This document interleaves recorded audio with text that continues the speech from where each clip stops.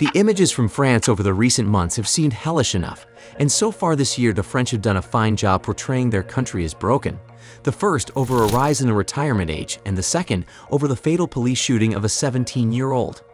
The French adventurer Sylvain Tesson put it best when he wrote, "France is a paradise inhabited by people who think they're in hell." Of course, France isn't a literal paradise. It has had decades of high unemployment, a lost decade of stagnating incomes after the 2008-9 financial crisis, lower levels of social trust than its happier northern European countries.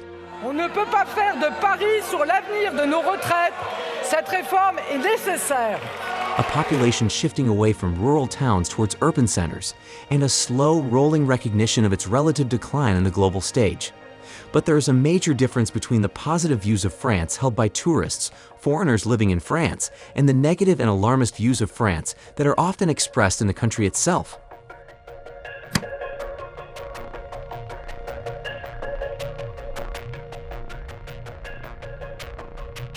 In a survey at a prestigious French university, students were shown a chart of inequality levels among OECD nations, with the country names removed. Nearly all of the students correctly identified the United States as the country with the highest inequality. When it came to identifying France on the same chart, nearly every student was wrong. They placed France just a few spots behind the United States, easily in the top 25% of inequality. In reality, France's position is in the bottom portion of the chart, just behind Denmark, Sweden, Finland, and Norway. In spite of all these, one of the abiding mysteries of France today is, how can a country that is resistant to change, prone to revolt, and heavy on taxes still manages to get so much right? France's Gini coefficient, the measure of inequality in a society, is lower today than it was during Les Trente Glorieuses. After all, France devotes a higher percentage of its GDP to redistributing market inequalities than any of its wealthy peers. As a result, it's near the top globally for life expectancy, with its workers retiring earlier, on average, than anyone else in Europe, and with the lowest rate of poverty among older people. Recently, France has even outperformed some of its big European neighbors. Its GDP growth since 2018 has been modest, but still significant, and is ahead of Italy and Spain. And France can still build big things. It has connected its major cities with the fastest trains in the world, more cost-effectively than China, and the Grand Paris Express. More than 200 kilometers of new metro track and 48 new stations are being built for 20% of the per-kilometer cost of New York City's most recent line extension. France also generates some of Europe's lowest carbon electricity, thanks not to renewables but to its nuclear industry, launched in the 1970s. Despite maintenance issues last year, at the country's 56 reactors, this still provides 66% of France's electricity. The country has more companies in the global top 100, measured by market capitalization, than any other European country. It owes this largely to its luxury goods giants, which have jumped in profitability and scale in the past decade. French luxury brands were more profitable in 2022 than the American tech firms. But there's more to French business than the luxury goods giants.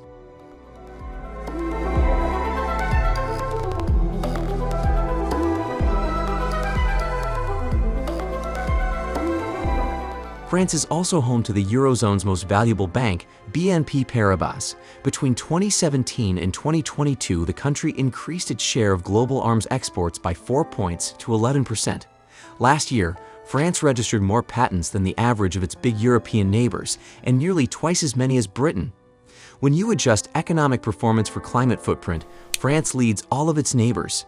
Whereas the US generates 0.28 tons of greenhouse gases to produce $1,000 of GDP, France does the same with only 0.14 tons of emissions. French per capita emissions are the absolute lowest of any large wealthy country and have been continually declining, down 25% from 2005. So, what's this underhyped French performance? One recent factor is the global revival of state interventionism. The EU is now less strict about public subsidies, leaving France free to indulge its core instincts. Take the 4 gigafactories being built in Battery Valley in northern France. This reaches from the port of Dunkirk to Douvrin and Douai in the old mining basin. When fully operational, it will make France one of the biggest electric battery producers in Europe. State handouts helped to persuade Prologium, a Taiwanese firm, to build the factory in Dunkirk. A second explanation is the fine-tuning of a set of social preferences. The revolutionary-minded French like to think that theirs has become a deeply unequal society. This feeling is reinforced by the soaring wealth of their billionaires, while inflation squeezes ordinary people's budgets. This year, Bernard Arnault became the world's richest man for a time, and in 2022, 6 of the top 10 European billionaires were French.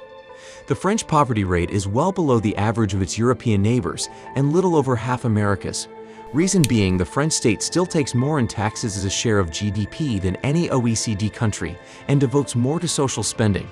Nursery education, a proven means of improving life chances for lower-income groups, is now compulsory from the age of 3. The French live 6 years longer on average than Americans, and far fewer are obese. A final factor is policy stability. Mr. Macron is the first president in 20 years to be re-elected. Bruno Le Maire has been finance minister for the longest consecutive period under the Fifth Republic. An annual summit of foreign corporate leaders, invited by French President Emmanuel Macron to choose France, has become a highly sought-after event, jointly announcing another $14.4 billion of investments. Morgan Stanley is nearly doubling its headcount in Paris. Pfizer is doubling to $1.5 billion its investment in the country over the next 4 years. France has not got everything right. There are genuine concerns about standards in state schools and regional access to health services. Politics remains polarized and society anxious. Average real wages have been flat, not rising as in America. All those French subsidies and infrastructure projects come with an eye-watering price tag. The public finances are stretched, partly by capping energy bills to protect consumers from the cost of living crisis, which is only slowly being phased out. France has not balanced a government budget since before Mr. Macron was born. Yet, as the French board super-fast trains on the way to their inviolably long summer holidays, France's model continues to defy those who predict its collapse. A recent analysis by Sam Bauman, a British commentator, stated that France gets so much wrong, he concluded, and yet it still does pretty well on the metrics that actually matter.